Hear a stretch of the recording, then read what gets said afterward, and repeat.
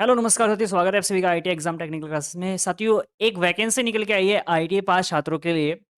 हालांकि ये सिर्फ आईटीआई के लिए ही नहीं है, ठीक है, बाकी सारे और भी छात्रों को इसमें मौका ले गया है। लेकिन फिर भी यहाँ पर आप लोग ध्यान रखना, आईटीआई वाले छात्रों को यहाँ पर बेनिफिट मिल रहा है। और सिर्फ कौन से ट्रेड को यहाँ पर मैं आपको बताता हूँ। यहाँ पर जो कोपा ट्रेड से, जिन भी स्टूडेंट ने कोपा से आईटीआई की है, उन छात्रों को यहाँ पर बेनिफिट देखने को मिल जाएगा। और ये वैकेंसी है उत्तर प्रदेश पुलिस की ओर से, यानी कि यहाँ पर जो है कंप्यूटर ऑपरेटर की जो वैकेंसी है वो निकाली गई है। ठीक है।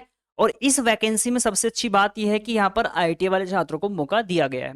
देखो सर, यहाँ पर वैकेंसी का काउंट में सबसे पहले आपको बता देता हूँ, यहाँ पर जो वैकेंसी है वो किन किन छात्रों के लिए कितनी कितनी है। देखो अगर मैं बात करूँ, है तो उत्तर प्रदेश ऑपरेट जो कंप्यूटर ऑपरेटर है, यानी कि कहने का तात्पर्य ये है कि उत्तर प्रदेश वाले तो डेफिनेटली इसमें क्या करेंगे, अप्लाई करने वाले हैं महाराज। ठीक है। यूपी वाले तो साथ साथ करेंगे ही करेंगे, लेकिन यहाँ पर जो अन्य स्टेट के स्टूडेंट है वो भी फाइट करेंगे। किस पर? 381 पोस्ट पर। टोटल जो पोस्ट है भाई साहब वो है यहाँ पर 930, जिसमें AWS की कितनी है, वो है यहाँ पर 91 पोस्ट। जो ओबीसी के कैंडिडेट हैं उनके लिए 249 पोस्ट है। जो एससी और एसटी के छात्र हैं उनके लिए 193 और 16 पद हैं। ठीक है।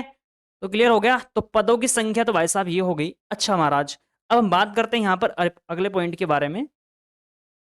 अगला जो पॉइंट है, इसकी डेट देख लेते हैं कि इसकी जो आवेदन करने की तिथि है वो कब से कब तक है। देखो, आवेदन जो है इसके 7 जनवरी से स्टार्ट हो चुके हैं। और जो अंतिम तिथि रखी गई है वो है 28 फरवरी, 28 जनवरी। ठीक है। 28 जनवरी तक आप इसमें अप्लाई कर सकते हो। और यहां पर मॉडिफाई करने की भी डेट इन्होंने दे दी है कि भैया अगर आपसे कुछ भी गलती हो जाती है, ठीक है ना, फॉर्म भरते वक्त आपने कुछ भी गलत कर दिया, डेट ऑफ बर्थ, नाम, कुछ भी अगर गलती होती है तो आप इसको करेक्शन कर सकते हो 30 तारीख तक, यानी कि 30 जनवरी तक आपको यहाँ पर करेक्शन का मौका भी दिया जाने वाला है। ठीक है ना। चलिए, फीस में संशोधित कुछ भी आप कर सकते हो। ठीक है। उसके बाद यहाँ पर हम बात करते हैं यहाँ पर फीस की। इसमें जो फीस का क्राइटेरिया है वो रखा गया है यहाँ पर 400 रुपये। ठीक है।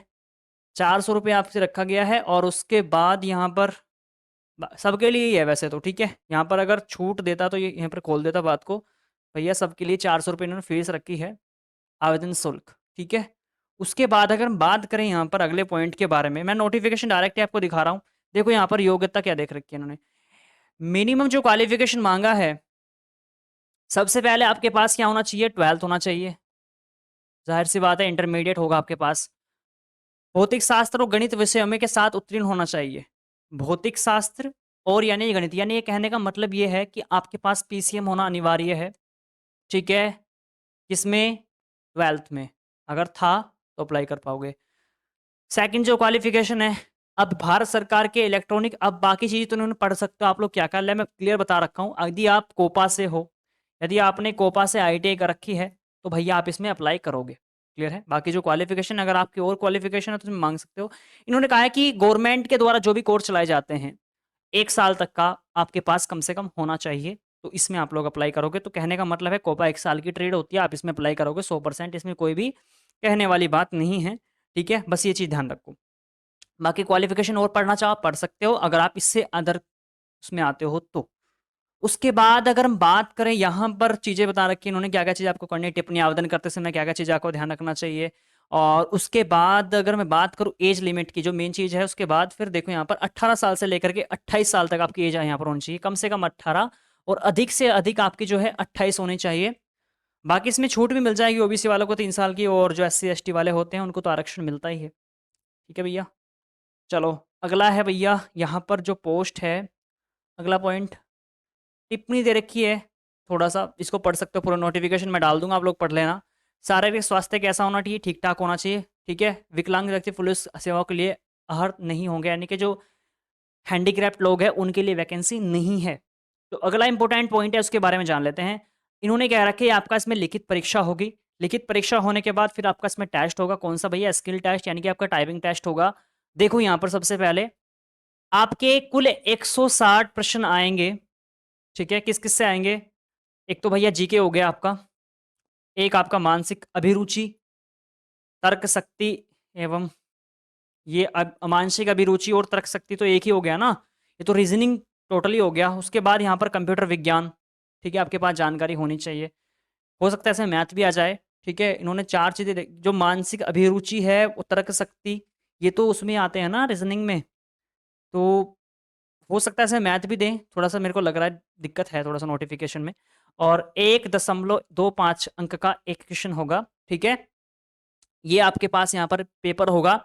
जैसे ही आप इस पेपर को क्वालीफाई करेंगे, देखो ध्यान रखना, टारगेट थोड़ा लंबा हो सकता है, क्योंकि यहाँ पर मेरे भाई एक चीज़ का ध्यान रखना, यहाँ पर जो फाइट आप करोगे किन छात्रों के साथ, इसमें वैकेंसी में जो छात्र हैं वो भी बैठेंगे, जो बीटेक वाले छात्र हैं, जो कंप्यूटर साइंस से करते हैं ना, वो भी छात्र इसमें बैठ सकते हैं। क्यों? क्योंकि उनके लिए भी वैकेंसी है ये। मैंने बताया ना, जो कंप्यूटर साइंस से कुछ भी आपने 1 साल का कुछ भी आपके पास सर्टिफिकेट है, आपने कर रखा हो, तो आप इसमें अप्लाई कर सकते हो। तो उसका मतलब जो हाईली क्वालिफ़िकेशन के स्टूडेंट हैं, वो भी आपके साथ फाइट करेंगे, तो थोड़ा पेपर थोड़ा-सा ठीक-ठाक आएगा, ध्यान रखना। तो अपनी तैयारी को ज़बरदस्त बना लेना, ठीक है ना? कहने का तात्पर्य ये है। उसके बाद अगर हम बात करें भाई साहब, और जैसे ही आप क्वालीफाई करोगे, आपका जो लिखित परीक्षा होगी उसको जैसे आपने क्वालीफाई किया, मैंने बताया फिर आपका स्किल टेस्ट यानी कि आपका टाइपिंग टेस्ट होगा।